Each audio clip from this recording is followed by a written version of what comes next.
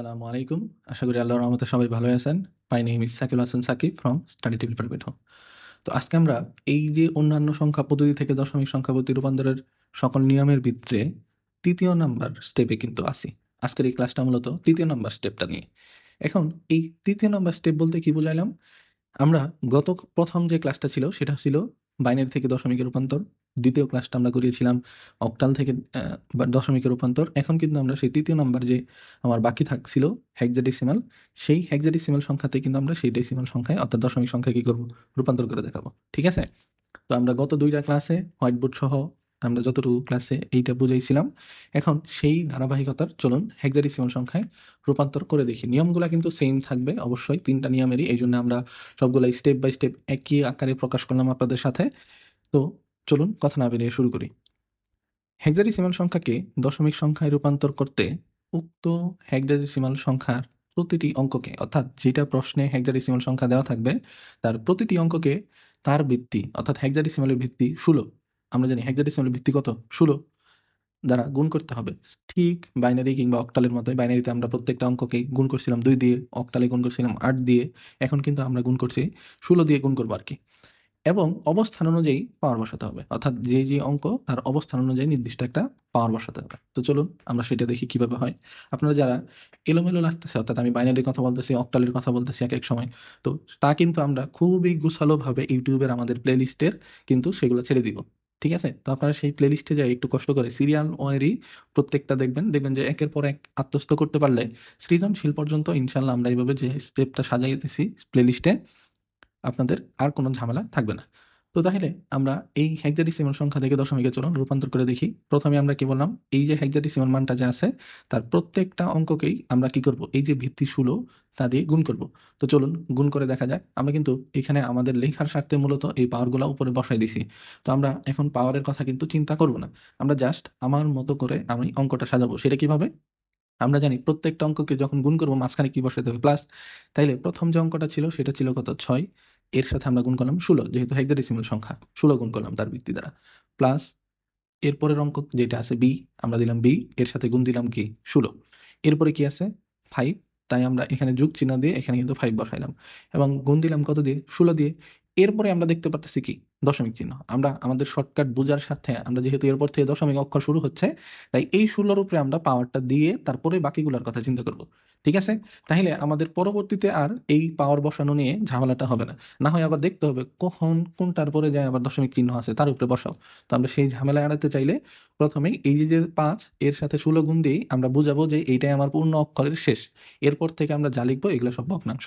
ঠিক আছে? তো আমরা সেইজন্য এটা শূন্য বসাইলাম। এরপরে আগের মতোই জাস্ট যোগ দিব। এখানে কিন্তু ভগ্নাংশ অর্থাৎ দশমিক কিন্তু এখানে আবার বসাবো না আমরা। ঠিক আছে? এখানে কিন্তু দশমিক বসানোর প্রয়োজন নাই। তাইলে ৯ সেই ৯ কে আমরা গুণ দিলাম ০ দ্বারা ১৬ দ্বারা এবং এরপরে যোগ চিহ্ন দিলাম। এ আছে এ কে আমরা গুণ চিহ্ন দিয়ে আমরা দিলাম কি? ১৬। আমরা ABCD বলতে কি বোঝাইছিলাম জানেন? আমাদের প্রথম দিকের আলোচনায় হেক্সাডেসিমাল সংখ্যার পরিচিতির ওইখানে কিন্তু আমরা বলছিলাম যে হেক্সাডেসিমাল সংখ্যা হয় ০ থেকে ৯ এবং এই পরে থেকে যে অক্ষরগুলা হয় ১০ অর্থাৎ তার মানে আমরা ধরি A, ১১ সমান ধরি B, C সমান ধরি ১২, D সমান ১৩, E সমান ১৪, F সমান ধরি কি? ১৫। এই যে টোটাল ১৬ টা অক্ষর এইজন্যই কিন্তু এর বেস হয় কি? ১৬। তো যাই হোক এটা আগের ভিডিওতে আমরা আলোচনা করেছিলাম। এটা নিয়ে আর আলোচনা না করি। এখন আমরা যে কথাটা বলতে চাচ্ছি যেহেতু আমি ১ম এ নির্ধারণ করেই ফেলছিলাম যে কোন দিকে হয় ০ লাস্ট এটার উপরে আছে ০ বাকি পাওয়ার তো আর আমি বসাই নাই এখনো নাকি? তো আমরা যদি এর বাম দিকে যাই আমরা জানি তার আগের ১৬ র উপরে বসবে কি ১ তারপরেরটার বসবে ২ তারপরে ১৬ থাকলে বসতো ৩, ৪, ৫ এইভাবে এবং যদি আমরা ডান দিকে যাই এই শূন্যের পরবর্তীতে ভগ্নাংশ থাকার জন্য এগুলো আমরা দিব -১ এরপরে দিব -২, -৩ এইভাবে কিন্তু প্রত্যেকটা বাড়ায়, বাড়ায় যাব। তো লাস্ট যতটুকু আমাদের পূর্ণ সংখ্যা থাকবে তার উপরে ০ বসবে। এর বাম দিকে আসলে শুধু ১, ২, ৩ অর্থাৎ পজিটিভ মান। আর যদি পরবর্তীগুলা থাকে তাহলে সেগুলো ভগ্নাংশ বোঝানোর জন্য আমরা কি দেই? -১, ২, ৩ এইভাবে। ঠিক আছে? তো আমরা এর যদি পরের লাইনের কথা চিন্তা করি, ঠিক সেইম থাকবে শুধু পাওয়ারগুলো আমরা এখানে গুণ করে দেখাবো। যেমন এখানে যদি আমরা লিখি ৬ ছিল ৬ বসাইলাম গুণের জায়গায় ২ এর উপরে আছে কত? সরি ১৬ এর উপরে আছে কত? ২ তাহলে 16 গুণ 16 অর্থাৎ পাওয়ার হিসেবে যদি আমরা গুণ করি তাহলে রেজাল্ট আসে কত 256। যোগের জায়গায় যোগ দিলাম, আমরা যেহেতু একটু আগে বললাম যে বি এর সমান কত হয় 11, তাই আমরা এখানে কিন্তু বসাবো 11। ঠিক আছে, এরপরে আমরা যদি দেখি 16 একে পাওয়ার আছে যেহেতু, তাই আমরা কত বসাবো 16ই বসাবো। এরপরে যোগ 5 আছে, 5 বসাইলাম। 16-র উপরে যদি শূন্য থাকে, আমরা বলছি কি যার উপরেই শূন্য থাকুক পাওয়ার এর রেজাল্ট আসে কি 1। অবশ্যই আপনারা ক্যালকুলেটারে এটা কিন্তু দেখে নেবেন, যোগের জায়গায় যোগ। এরপরে যেহেতু মাইনাসের মান শুরু হয়েছে তাই আমরা ট্রিক্সটা কি বলছিলাম, ট্রিক্সটা কি মনে আছে, যে যোগ যেটা আছে তারপরের যে অক্ষরটা আছে তা আমরা প্রথমে বসাবো উপরে, প্রথমে এই উপরে বসাবো। এরপরে সেই 16 আর এই 1 যেটা আছে এই দুটো গুণ করব, তার আগে এই মাইনাসের জন্য আমরা মাঝখান থেকে দিব একটা দাগ দিব। এরপরে 16 আর 1 এই দুইটা পাওয়ার হিসাবে গুণ করে দিব, এই যে গুণটা করে দিব। কত থাকবে তাহলে 16। আমরা প্রথমে কি বসাবো, যোগের পরে যে অক্ষরটা এটা বসবো উপরে, মাইনাসের জন্য দিব একটা দাগ। এরপরে 16 আর 1 এই পাওয়ার হিসেবে এই গুণটা করে দিব, তাহলে আসবে কত 16। এরপরে আমরা জানি এর সমান হেক্সাডেসিমালের মান কত 10। যারা এইখানে কনফিউশন হচ্ছেন এ কি, আমি বলে দিব, আমাদের বারবার বলতেছি আমি যে প্লেলিস্ট প্রথম থেকে দেখবেন ইনশাল্লাহ এই কনফিউশনটা আর থাকবে না। এ বি সি ডি এগুলো অক্ষর হেক্সাডেসিমালে কি, ঠিক আছে, আমরা ওইখানে আলোচনা করেছিলাম এ সমান হয় কত 10। তাই আমরা এখান থেকে সরাসরি লিখলাম যে যুগের পরের যে অক্ষরটা ছিল এ, তা আমরা দিলাম উপরে অর্থাৎ 10 বসাইলাম, এই মাইনাসের জন্য একটা কি দিলাম দাগ দিলাম। এরপরে যেহেতু 16 আর 2 থাকলো বাকি, এই দুইটা যদি আমরা পাওয়ার হিসেবে গুণ করি আমরা তার রেজাল্ট জানি কত 256। ঠিক আছে, এখন যদি তারপরে লাইন যায়, এখন থেকে আশা করি আর ঝামেলা হওয়ার কথা না। আমরা জাস্ট এইগুলো রেজাল্টগুলো নামাইছি ক্যালকুলেটর দিয়ে, যেমন হয় আর 256, এই দুইটা যদি আমরা গুণ করি তাহলে রেজাল্ট আসে কত 1536। এখানে আমরা দিলাম 1536, যোগের জায়গায় যোগ। 11 গুণ যদি 16 দেই তাহলে মান আসে 176, এখানে আমরা মান বসাবো 176। যোগের জায়গায় যোগ, 5 আর 1 যদি গুণ করা হয় তাহলে আসবে কত 5। এখন যদি এরপরের অংশ যেহেতু ভাগের অংশ অর্থাৎ 9 দ্বারা 16কে ভাগ বোঝানো হয়েছে, তাইলে 9কে যদি 16 দ্বারা আমরা ভাগ করি রেজাল্ট আসে 0.562৫।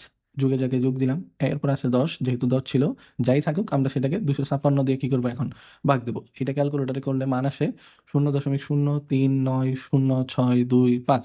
আমরা যা আসলো ক্যালকুলেটর অনুযায়ী বসাই দেবো। এরপরে আমরা পরের লাইনটা কি লিখতে পারি, যতগুলো পূর্ণ অংশ আছে প্রত্যেকটা আমরা যোগ করে লিখবো প্রথমে। এরপরে ভগ্নাংশের যে দুইটা মান ছিল সেই দুইটা কি করবো আমরা অবশ্যই যোগ করব, সেই যোগ করে কিন্তু তার পরবর্তীতে বসাই দেবো। এরপরে আমরা পূর্ণ অংশ ভগ্নাংশ অংশ এখানে একসাথে লিখতে পারি। কেউ চাইলে সম্পূর্ণটা এরপরে লাইন এটাও দিতে পারতেন, মাঝখানেটা না লিখলে হয়তো।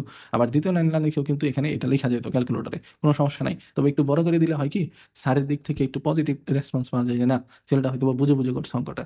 তো এই জন্যই আর কি, যদিও অঙ্ক কম বেশি করার জন্য তা নাম্বার কাটবে না, তারপরেও ওই যে আমরা যখন ক খ দিব সেক্ষেত্রে একটু হেল্পফুল হবে আর কি।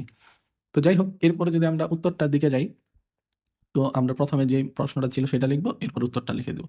তো এই ছিল আমাদের যে ধারাবাহিকতার অন্যান্য থেকে দশমিক সংখ্যায় রূপান্তরের একটা কৌশল, সেটা কিন্তু সেম। আমরা কি বুঝতে পারলাম, যে প্রত্যেকটা মানকে তার ভিত্তি দ্বারা কি করতে হবে গুণ করতে হবে, সেটা বাইনারিতে হলে 2 দ্বারা, অক্টালে হলে 8 দ্বারা, হেক্সাডেসিমালে হলে কত দ্বারা 16 দ্বারা। এমনকি যদি সরি, এরপরে আমরা কি বসাইতে পারি, পাওয়ার বসাবো। পাওয়ার বসাই প্রত্যেকটা মান যা যা আসবে ক্যালকুলেটরে আমরা কিন্তু এইভাবে সমাধান করে দেবো। এছাড়াও আমরা কিন্তু প্রত্যেকটা ক্লাসের আমরা হোয়াইট বোর্ডে দেখাই দিচ্ছি। এখনো আমরা এই হেক্সাডেসিমাল থেকে দশমিকের বাকি অংশটুকু আমরা হোয়াইট বোর্ডে নিয়ে আলোচনা করবো। তো চলুন হোয়াইট বোর্ডে যাই, দেখি কি অবস্থা হয়। তো চলুন এবার আমরা কম্পিউটারের স্ক্রিন থেকে হোয়াইট বোর্ডে কিভাবে একটা হেক্সাডেসিমাল সংখ্যা থেকে দশমিকে যাওয়া যায় সে সম্পর্কে আলোচনা করি। আমরা মনে করলাম একটা হেক্সাডেসিমাল সংখ্যা আছে A97.87। এবার যদি আমরা এটাকে ইংলিশে লিখি 0.10। এখন এই প্রশ্নটা কিন্তু দেওয়া আছে ইংলিশে, যেহেতু আমরা প্রত্যেকটা অঙ্কই এখানে যতগুলো লাইন লিখবো তা হবে ইংলিশে। তাহলে আমাদের নিয়ম কিন্তু সেমই থাকবে, যেমন প্রত্যেকটা অঙ্ককেই তার ভিত্তি কি 16 দ্বারা গুণ করতে হবে এবং অবস্থান অনুযায়ী পাওয়ার। নিয়ম এই একটাই, সেটা বাইনারি হোক, অক্টাল হোক কিংবা হেক্সাডেসিমাল, বাংলা কিংবা ইংরেজি।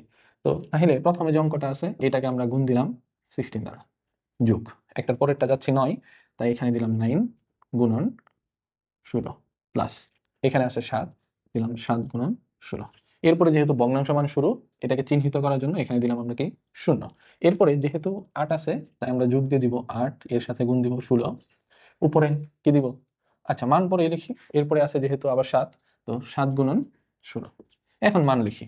যদি আমরা দেখতে পাচ্ছি যতগুলো পূর্ণ সংখ্যার অংশ সেদিকে পজিটিভ মানগুলো হয় এবং ভগ্নাংশের অংশগুলো নেগেটিভ মান হয়। নেগেটিভ মান মানে কি -1 -2, এইভাবে যদি আরো থাকতো -3 4 হয়ে যেত। এইদিকে আসলে +1 অর্থাৎ শুধু 1, অথবা +2, এরপরে আসলে +3। আমরা জানি প্লাস লেখা না লেখা কি, জাস্ট এটা লিখলে হবে। এখন আমরা হেক্সাডেসিমালে আমরা মান জানি, এর সমান এর মান হয় 10। যেহেতু এ দেওয়া আছে তাই এটাকে আমরা কিন্তু জানি 10। সেই জায়গা থেকে এখানে যদি আমরা 10 বসাই, 10 ইস টু এখানে আমরা যদি লিখি 16 গুণ 16 হবে 256। তো আমরা লিখলাম 256 প্লাস এখানে যদি আমরা লিখি 9 গুণন, এটা একটু ভেঙে ভেঙে করতেছি, এখানে 16 উপরে 1 থাকে মানে আমরা জানি 16 হয়, প্লাস 7, এখানে আমরা যার উপরেই শূন্য পাওয়ার হিসাবে থাকুক না কেন তার মান জানি 1, তাই আমরা এখানে দিলাম 1 যোগ। এরপরে সেম প্লাসের পরে যে সংখ্যাটা দেওয়া আছে তা লিখবো আমরা উপরে, দিলাম 8, মাইনাসের জন্য দিলাম দাগ। এরপরে এখানে 16 আর 1 যদি পাওয়ার হিসেবে গুণ করি আমরা জানি তার মান হয় 16। কেউ চাইলে ক্যালকুলেটরে একবারে এই মানটা উঠেও কিন্তু পাওয়ার হিসেবে করে দেওয়া যেত, কোনো সমস্যা নাই। তবে এটাতে করলে একটু স্যার ভাবে যে না হয়তো বা বুঝে বুঝে করছে এই আর কি। তো এরপরে প্লাসের পরে যে 7 আছে সেটাকে আমরা দিব উপরে, এই মাইনাস এরকম একটা দাগ দিলাম। এখন গুণ থাকলো, এই দুটো থাকলো, 16 আর 16 গুণ করলে হয় 256, আমরা এখানে লিখতে পারি 256। এখানে এখন যদি আমরা মানগুলো লিখি, 10 দিয়ে যদি এই 256 গুণ করা হয় আমরা মান জানি 2560, এটা আসে 9। এখানে 9 গুণন 16 মান আসে 140, তাই আমরা লিখতে পারি 140 যোগ, এখানে অবশ্যই 7 দিয়ে হওয়ার কথা, প্লাস এখানে 8 কে যদি ভাগ দিই আমরা জানি আসে মান আসে 0.5 অথবা 50, প্লাস এখানে যদি আমরা 7 এই সংখ্যাটাকে ভাগ দেই 16 দ্বারা, সরি 16 না 256, 7 ভাগ 256, অনেক বড় মান, সম্পূর্ণ লিখতে হবে। কেউ আবার করে 3 ঘর 4 ঘর, এটা করার দরকার নাই, যতগুলো মান আসবে ক্যালকুলেটরে সম্পূর্ণ মানটাই এখানে লিখে দিলাম। ঠিক আছে, 7 7 3 4 3 7 5 যা আসলো তাই। এখন এই প্রত্যেকটা অক্ষর যদি আমরা একসাথে যোগ করে দেই তাও হবে। কেউ চাইলে পূর্ণ সংখ্যাগুলো একবার যোগ, ভগ্নাংশগুলো যোগ, তাও লিখতে পারেন। তো আমরা যদি ওইভাবে লিখি 0.5 যোগ করলে এটার মান আসে, ওইটুকু আগে লিখতেছি, পয়েন্ট অবশ্যই 5 এটুকুই হওয়ার কথা, 2734375, এইটুকু হলো তার পরের মানটা। এখন পূর্ণ অংশটুকু যদি আমরা যোগ দিই,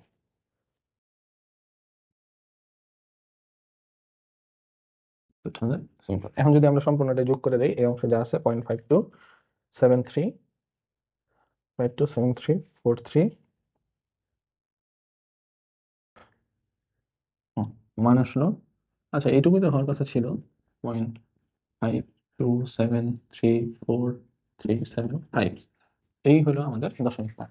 আমরা উত্তর লিখতে পারি, উত্তর এখানে যা দেওয়া আছে A97.87, এই ছিল আমাদের একটা হেক্সাডেসিমাল মান, যা আমার দশমিক মান আসলো 2711.52734375, এই হলো দশমিক।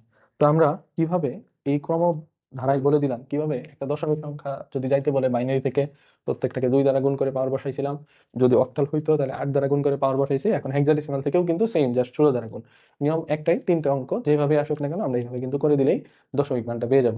তো এর পরবর্তীতে আমরা শিখবো কিভাবে বাইনারি সংখ্যা থেকে দশমিকে যাওয়া যায়, কিভাবে বাইনারি থেকে অক্টালে কিংবা হেক্সাডেসিমালে রূপান্তর করা যায়।